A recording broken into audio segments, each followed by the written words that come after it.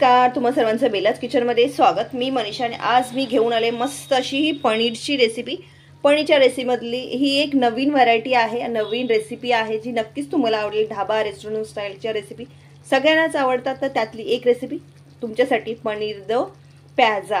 काय मस्त आणि जबरदस्त टेक्स्चर आहे ते तुम्हाला मी दाखवते। बनवायलाही सोपी आहे आणि खायला तर जबरदस्त। सगळ्यांनाच रेस्टॉरंटच्या ढाब्याच्या रेसिपी आवडत असतात, तर त्यातलीच एक रेसिपी पनीर द प्याजा आणि तीही रेस्टॉरंट स्टाईलमध्ये। बघू शकता काय टेक्स्चर आलेला आहे, काय सुंदर बनली आहे। मसाला वाटायची गरज नाहीये, काही नाही, वाटण करायची नाही, अगदी झटपट होणारी रेसिपी। नक्कीच तुम्हाला आवडेल। एवढी छान रेसिपीसाठी नक्कीच रेसिपी पूर्ण पहा आणि बनवून पहा रेसिपी कशी वाटली ती। रेसिपी आवडली नक्की लाईक, सबस्क्राइब आणि शेअर करायला मात्र विसरू नका।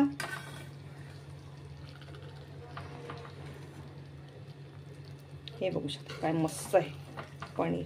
अगदी पनीर चिवट होत नाही, एकदम रसदार असं हे पनीर राहतं।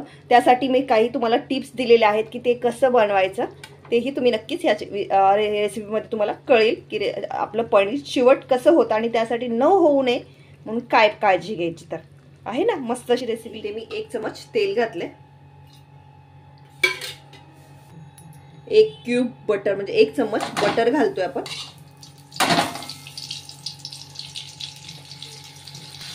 इथे आपण 200 ग्रॅम पनीर आहे, त्याच्या क्यूब्स बनवून घेतलेल्या आहेत त्या घालतोय।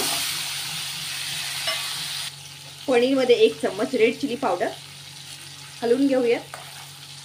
मस्त सारा कलर येतो, त्यामुळे रेड चिली पावडर वापरल्यामुळे पनीरला ढाबा रेस्टॉरंट स्टाईल मध्ये आपण हे बनवत आहोत, तर त्यामुळे ही रेसिपी अशी बनवा।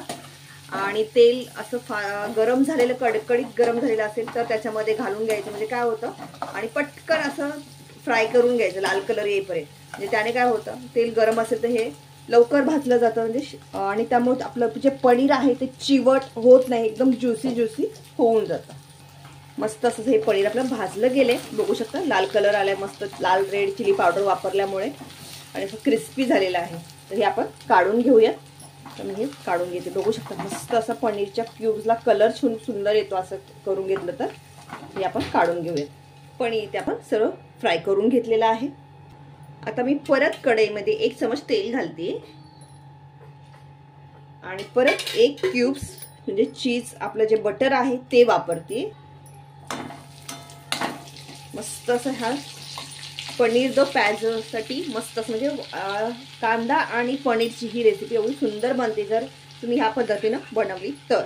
आता आपण याच्यामध्ये घालणार आहोत, इथे मी 1 चम्मच जिरा, थोडेसे लवंग, दालचिनीचे तुकडे आणि जो कांदा आहे इथे मी बघू शकता 2 मोठे कांदे असे स्लाइस मध्ये करून गेले, म्हणजे एका कांद्याचे 4 भाग केलेत आणि त्यांना असे पूर्ण पीस अलग अलग केलेले आहेत। तर तेही आपल्याला तेवढे भाजून घ्यायचं तेलामध्ये।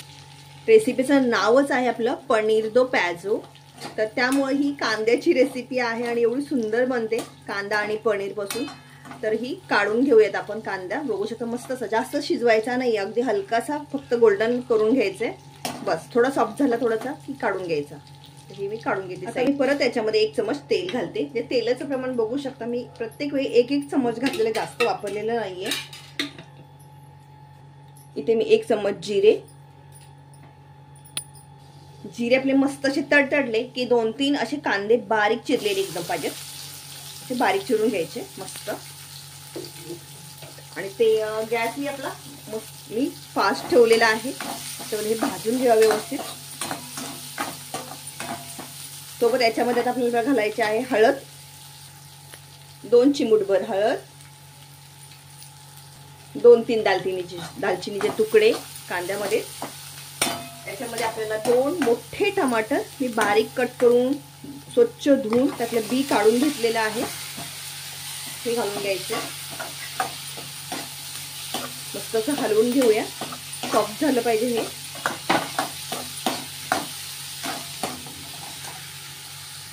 सोबत इथे घालतो अद्रक लसूणची पेस्ट, 1 चमच फुल चमच भरलेला आहे, बघू शकता।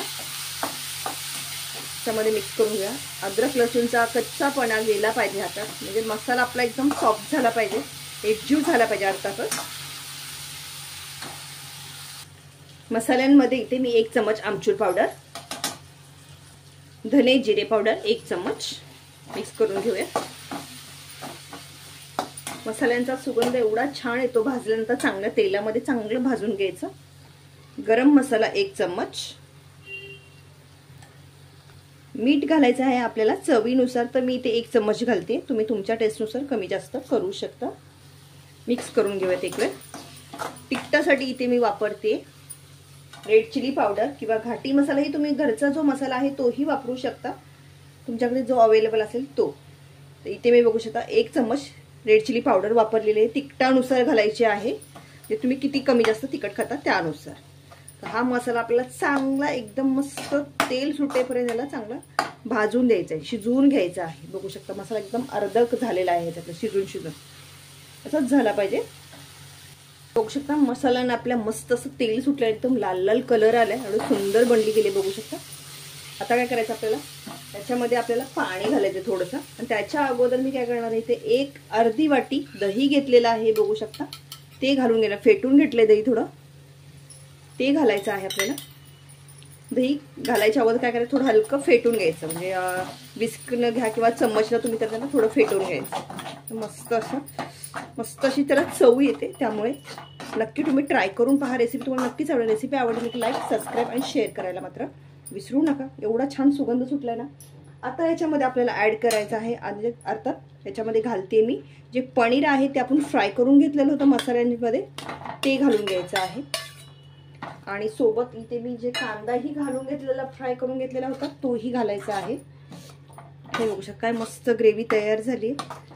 अगदी कमी वेळात आणि पटकन होते. हे बघू शकता. आणि हा आपला कांदा जो आपण तेलामध्ये थोडा फ्राय करून घेतला होता, आणि तोही एका कांद्याचे 4 पीस केले होते आणि तेही अगदी मस्त. हे बघू शकता. तुम्हाला बघल्या टेक्स्चरवरूनच करू शकता की एका कांद्याचे किती पीस केले आहेत आपण ते. अशी ही रेसिपी, कांद्यामध्ये बनलेली पनीरची रेसिपी, एकदम रेस्टॉरंट स्टाईल, हॉटेल स्टाईल बोलला तरी हरकत नाही. एवढी सुंदर लागते. नानसोबत, चपातीसोबत, अगदी रोटीसोबत, फुलके खाल्लं त्याच्यासोबतही आणि राईससोबतही खाऊ शकता. एवढी सुंदर लागते. बघू शकता काय मस्त कलर आला आणि टेक्स्चर त्याचं काय सुंदर आहे ते. आता याच्यामध्ये थोडंसं आपल्याला पाणी घालायचं आहे, थोडंसं ग्रेव्ही टाईप करायचं आहे. इथे आपण थोडं हलकं पाणी घालतोय. तर मी बघू शकता पाणी घालते. किती घातलं, एकदम थोडं घातलेलं आहे. आणि आपण एकजीव करून घेऊयात. एक उकळी काढायची, 5 मिनिटं शिजवून घ्यायचं फक्त, संपला विषय. जास्त शिजवायचं नाही आहे आपल्याला. हे ऑलरेडी मसाला शिजलेला आहे, आपण पनीर फ्राय करून घेतलेलं आहे आणि एवढं जबरदस्त झालंय पनीर द पॅजो. एवढी छान सुंदर रेसिपी आहे. नक्कीच तुम्हाला आवडेल. रेसिपी कशी वाटली कमेंट्स करून सांगायला विसरू नका. रेसिपी आवडली नक्की लाईक, सबस्क्राईब आणि शेअर करायला मात्र नक्कीच विसरू नका. आता आपण याच्यामध्ये ऍड करतोय कस्तुरी मेथी, हलकीशी कस्तुरी मेथी, थोडीशी कोथिंबीर घालूयात. बघू शकता किती मस्त झाली आपली ही रेसिपी. कशी वाटली की रेसिपी कमेंट्स करून नक्की सांगा. रेसिपी आवडली तर नक्की लाईक आणि सबस्क्राईब करायला विसरू नका. अशाच रेसिपीसाठी, छान छान रेसिपीसाठी माझ्या चॅनलला नक्कीच व्हिजिट करा.